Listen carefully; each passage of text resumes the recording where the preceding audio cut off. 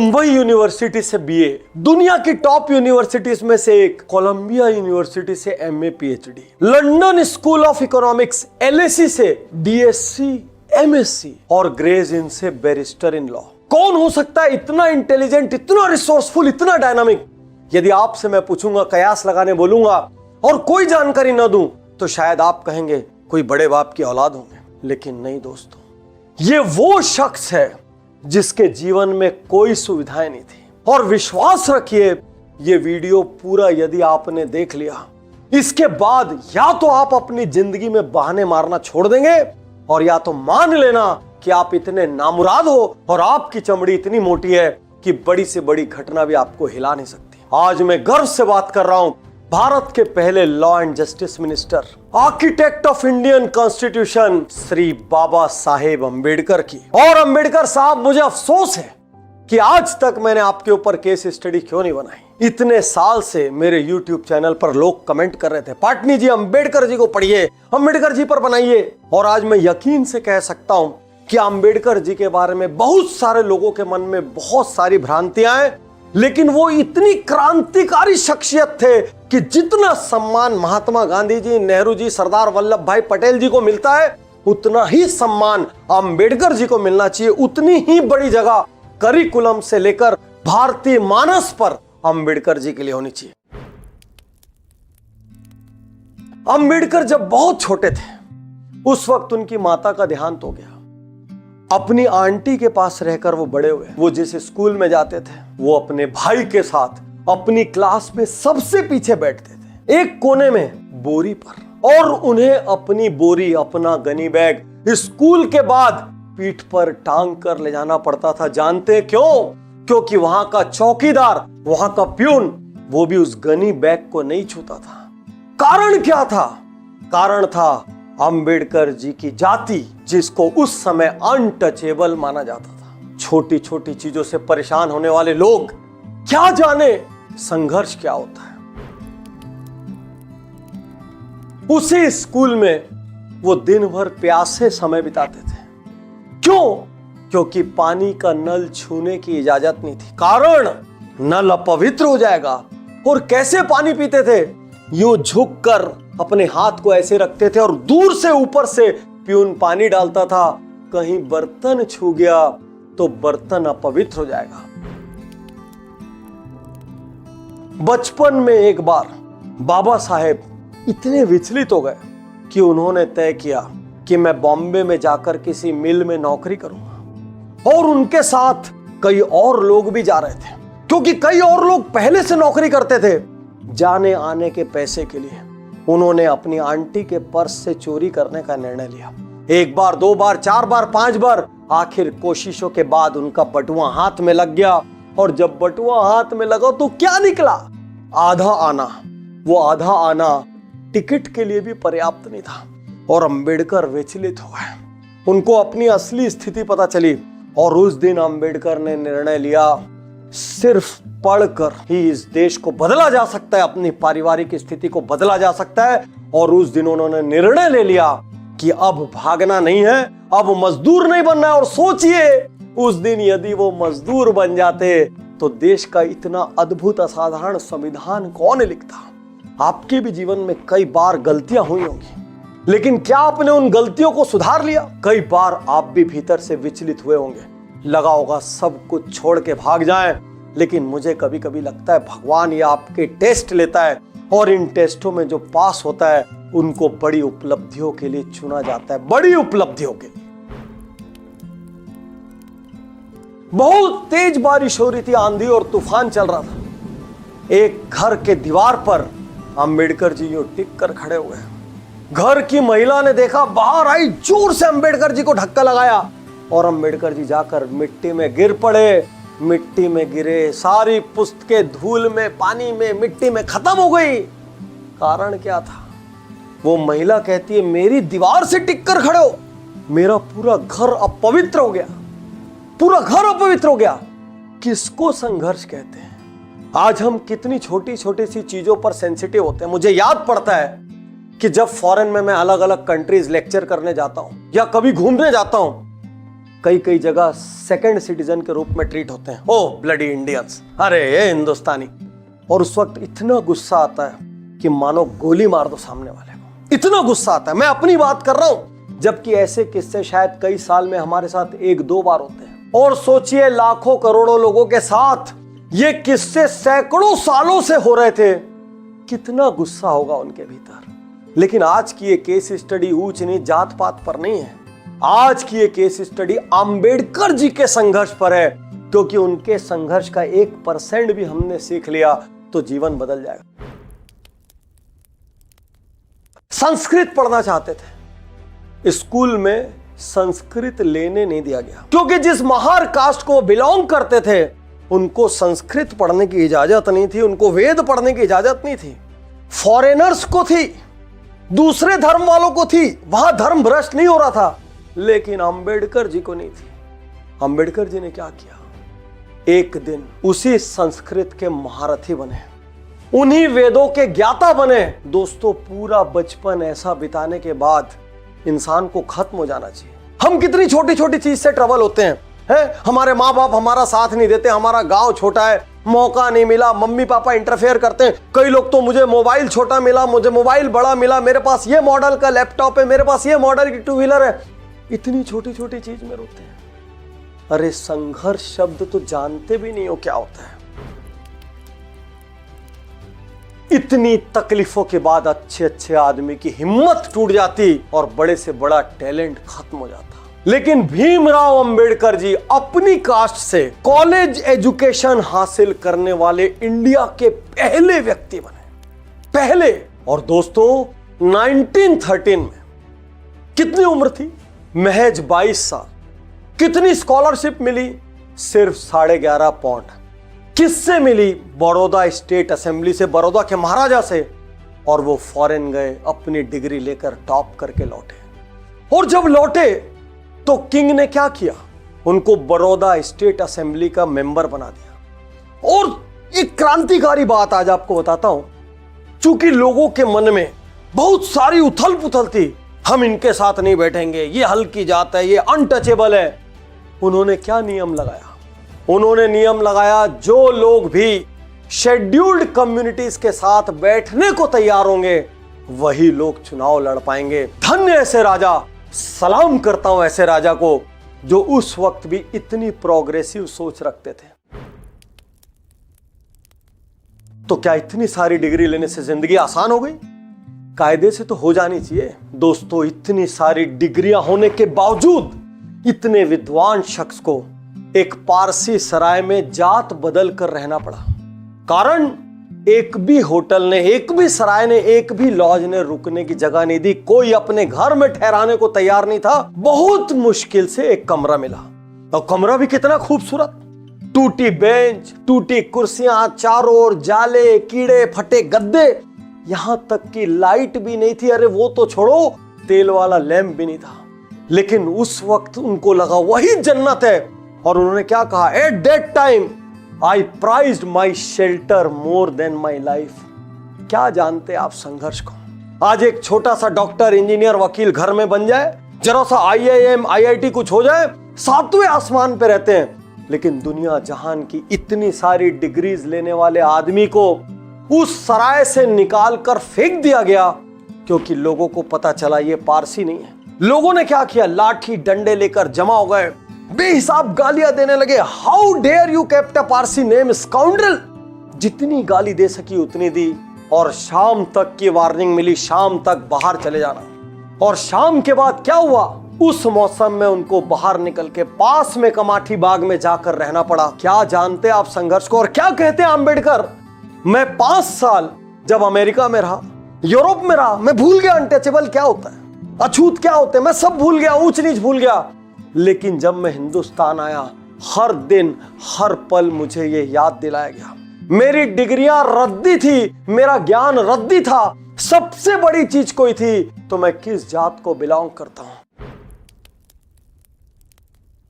और दोस्तों, संघर्ष तो मानो उनकी परछाई थी, साथ चलती थी। यंग एज में शादी हुई थी, बच्चे थे, अपना पेट भर नहीं देखना था, सबकी जरूरतें पूरी करनी थी। रोज सोचते क्या करूं, कहां से व्यवस्था करूं, क्या क्या नहीं किया उन्होंने। ट्यूटर बने, अकाउंटेंट बने, खुद का एक इन्वेस्टमेंट बिजनेस शुरू किया। लेकिन जैसे ही क्लाइंट को यह पता चला वो अनटचेबल है, वो बिजनेस बंद हो गया। फाइनली 1918 में बाबा साहब को लगा अब जिंदगी बेहतर हो जाएगी। कारण मुंबई में फेमस सिडनेम कॉलेज में उनको प्रोफेसर का जॉब मिल गया। लेकिन वहां क्या हुआ, पढ़े लिखे अनपढ़ गंवार। आज ये शब्द कहते हुए मुझे कोई अफसोस नहीं है कि डिग्रियां महज कागज है, वो विजडम और मैच्योरिटी नहीं लाती। वहां के पढ़े लिखे अनपढ़ गंवार कुछ प्रोफेसर्स ने उनके साथ पानी का जग शेयर करने को मना कर दिया, कॉमन वाटर सोर्स शेयर करने को मना कर दिया। और दोस्तों यहां अंबेडकर के भीतर लावा फट पड़ा और फाइनली उन्होंने लीगल प्रोफेशन अपनाया। दोस्तों जो महत्व महात्मा गांधी के जीवन में दांडी यात्रा का है, वही महत्व बाबा साहेब के जीवन में महाड़ सत्याग्रह का है। आइए घटना को जरा गहराई से समझते हैं। 1923 में बॉम्बे लेजिस्लेटिव काउंसिल ने एक प्रस्ताव पारित किया। प्रस्ताव क्या था कि कोई भी अनटचेबल या कोई भी व्यक्ति किसी भी पब्लिक फंडेड वाटर बॉडी से पानी पी सकता है, वो कोई कुआं हो, वो कोई नल हो, चाहे कोई भी व्यवस्था हो। 1924 में महाड़ म्यूनिसिपैलिटी ने इस प्रस्ताव को स्वीकार किया, लेकिन क्या सच्चाई में स्वीकार हुआ? नहीं, वो सिर्फ पेपर पे स्वीकार हुआ। और 28 मार्च को एक ऐसी घटना हुई जिससे बाबा साहेब दलितों के मसीहा बन गए। एक चावदार टैंक नाम का टैंक था और जो भी डिप्रेस्ड क्लास का व्यक्ति उस टैंक का पानी पीता उसके हाथ पैर तोड़ दिए जाते हैं। 2500 डिप्रेस्ड क्लास के लोगों को लेकर बाबा साहेब निकल पड़े इतिहास रचने। वहां पहुंचने के बाद उन्होंने वहां से पानी पिया, सोचा एक बड़ा काम हो गया। लेकिन जब यह बात अपर क्लास को पता चली, हाहाकार मच गया। 2 घंटे के भीतर पंडाल में सैकड़ों लोग थे, बेदम पीटा गया, हाथ पैर तोड़ दिए गए। और इसके बाद क्या किया गया? उस टैंक के शुद्धिकरण के लिए सामने बैठकर हवन किया गया। मानो पता नहीं उस टैंक को किसने हाथ लगा दिया। इतना डिस्गस्टिंग, इतना खराब इंसिडेंस था ये बाबा साहेब के लिए कि उस दिन उन्होंने इस पूरी व्यवस्था को बदलने का निर्णय ले लिया।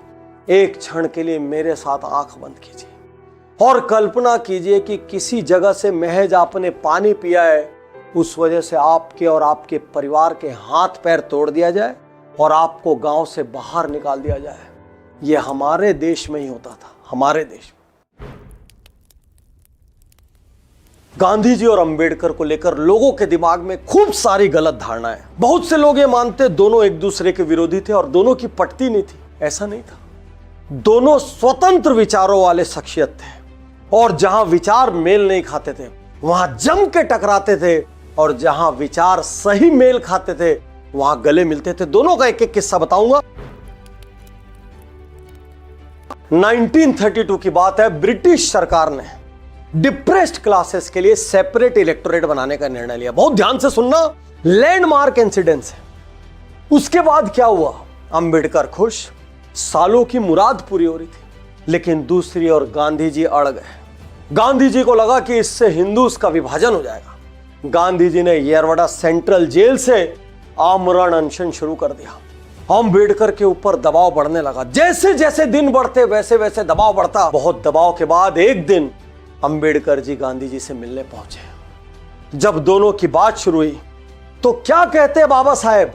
वो कहते हैं कांग्रेस का सदस्य बनने के लिए खादी पहनना जरूरी नहीं होना चाहिए, इसकी जगह यह जरूरी होना चाहिए कि छुआछूत न मानने वाला इंसान ही सदस्य बन सकता है। बाबा साहेब गांधी जी से वो विवादास्पद डायलॉग कहते हैं जिसको लोग गलत गलत तरीके से इंटरप्रेट करते हैं।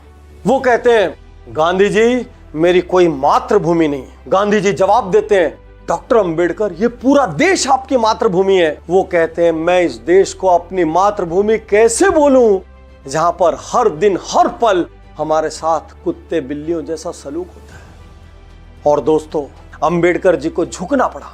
क्यों? गांधी जी सत्याग्रह रोकने को तैयार नहीं थे, आमरण अनशन रोकने को तैयार नहीं थे। वो इसलिए झुके क्योंकि यदि गांधी जी को कुछ हो जाता पूरे देश में हाहाकार मच जाते, दंगे हो जाते, और वो भी गांधी जी को खोना नहीं चाहते थे। आखिर ऐसी पर्सनैलिटी भी तो सदियों में पैदा होती है।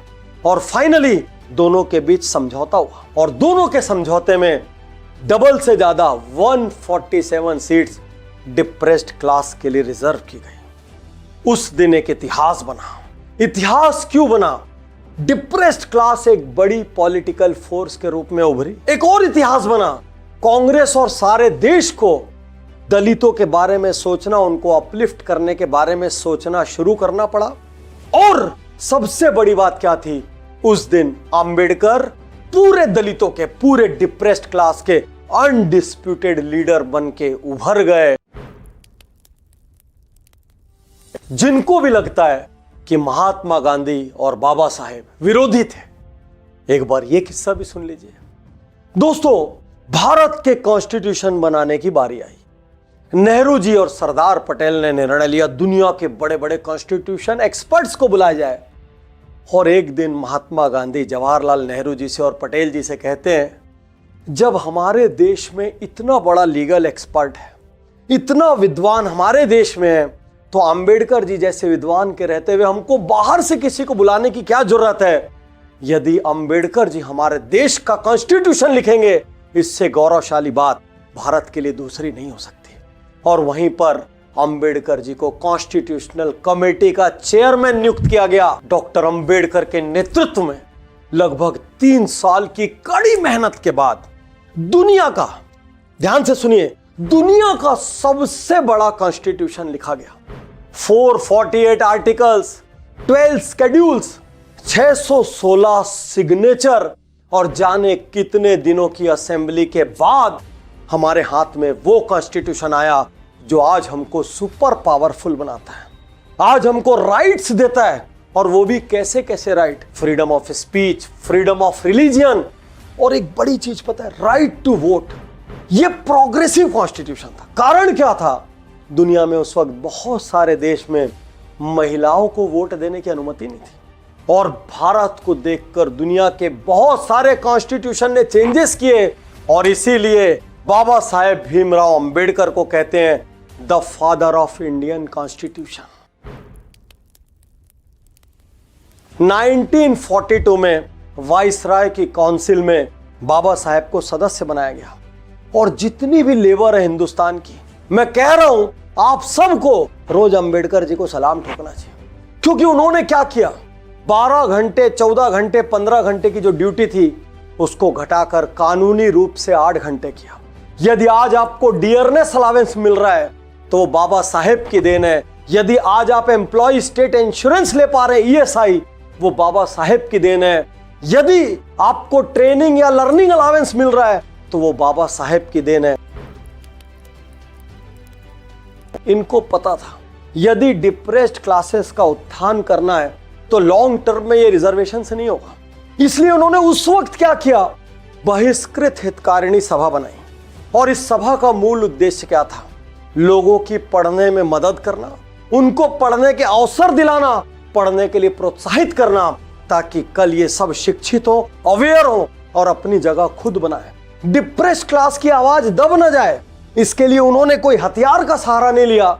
उन्होंने हथियार की जगह अखबार का सहारा लिया और एक के बाद एक कई अखबार और पीरियोडिकल निकाले, क्योंकि वो यहां पर वार करना चाहते थे और यहां पर वार करना चाहते थे। वो सोच को बदलना चाहते थे। क्या मैं डॉक्टर उज्जवल पाटनी रिजर्वेशन का पक्षधर हूं?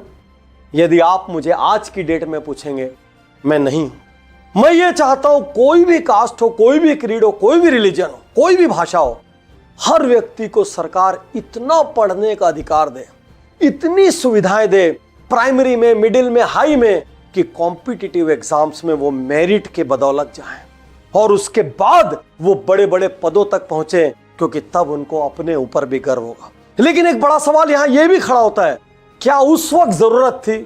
अब जब मैं ये केस स्टडी रिकॉर्ड कर रहा हूं और जब मैं घटनाओं को खुद पढ़ रहा हूं, उनको महसूस कर रहा हूं, उस पीड़ा को महसूस कर रहा हूं, मुझे लगता है हां, उस वक्त इसकी जरूरत थी। और आज आपसे भी कहना चाहता हूं, कल्पना करके देखिए, अपनी जाति से, अपने रंग से, अपनी भाषा से, अपनी बोली से बाहर आके कल्पना करके देखिए, क्योंकि बाबा साहेब कहते थे साउथ अफ्रीका में जो प्रॉब्लम निग्रोस के साथ थी वही प्रॉब्लम हिंदुस्तान में हमारे लोगों के साथ थी। दोस्तों, बाबा साहेब को जब यह लगा कि मेरी अपनी कास्ट में यह छुआछूत ऊंच नीच खत्म नहीं होगी, बहुत गहरे तक जमी हुई है, तो उन्होंने एक दिन निर्णय लिया कि मैं अपना रिलीजन चेंज करूंगा, धर्म चेंज करूंगा। जैसे ही पता चला हाहाकार मच गया। सबने समझाने की कोशिश की, पूरे देश के बड़े नेता टूट पड़े, पार्टियां टूट पड़ी, लेकिन बाबा साहब अटल रहे। दूसरे सारे धर्मों के लोग एक एक करके आने लगे और बाबा साहब से सब कहते हमारे यहां शामिल हो जाइए, हम आपके लिए ये करेंगे, हमारे यहां शामिल हो जाइए, हम आपको बराबरी का अधिकार देंगे। बाबा साहब कम नहीं थे, वो हर धर्म के ज्ञाता थे। वो ऐसे ऐसे सवाल पूछते कि सामने वाले छोटा सा मुंह लेकर चले जाते हैं। लेकिन बाबा साहब के मन में कुछ और था। बचपन से वो गौतम बुद्ध से प्रभावित थे, सारे लिटरेचर्स पढ़ते थे। उनको ये यकीन था कि ये सबसे ज्यादा रीजनेबल रिलीजन है, जिसमें सबसे ज्यादा इक्वेलिटी और पीस है। और आखिर एक दिन उन्होंने बौद्ध धर्म अपनाने का निर्णय ले लिया। 14 अक्टूबर 1956 लाखों लोग पैदल, साइकिलों से, बैलगाड़ियों से, गाड़ियों से चलने लगे नागपुर की ओर और इतिहास रचा जा रहा था। लगभग 5 लाख लोगों ने बाबा साहब के नेतृत्व में एक साथ बौद्ध धर्म की दीक्षा ली। सारा संसार इस घटना का साक्षी बना, दिल थाम कर देखता रहा। उसके 6 हफ्तों बाद इस महान क्रांतिकारी की, इस महान विचारक की मृत्यु हो गई, निधन हो गया। लेकिन ऐसे लोग मरते कहां हैं? ऐसे लोग तो अमर हो जाते हैं। इनको कौन खत्म कर सकता है? इनकी सोच को कौन खत्म कर सकता है?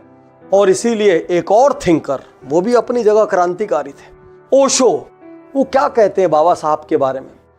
5000 सालों में, ध्यान से सुनना, 5000 सालों में बाबा साहब जितना इंटेलिजेंट व्यक्ति हिंदुस्तान में पैदा नहीं हुआ। ये ओशो की राय थी। दोस्तों, बाबा साहब की एक केस स्टडी देखने के बाद निश्चित रूप से मुझे यकीन है आपको अपने संघर्ष बौने लगने लगे होंगे। आपको लगा होगा कि मेरे जीवन में तो कोई तकलीफ ही नहीं है, और यदि इस केस स्टडी ने भी आपको प्रभावित नहीं किया तो प्लीज आपको कोई कुछ नहीं कर सकता। और आज मैं सारे दोस्तों से कहना चाहता हूं, 1% भी जात पात, ऊंच नीच, रंग, भाषा, बोली यहां पर है ना, आग लगा दीजिए, निकाल कर फेंक दीजिए, और सिर्फ एक शब्द रहना चाहिए, एक शब्द, भारतीय, भारतीय और भारतीय।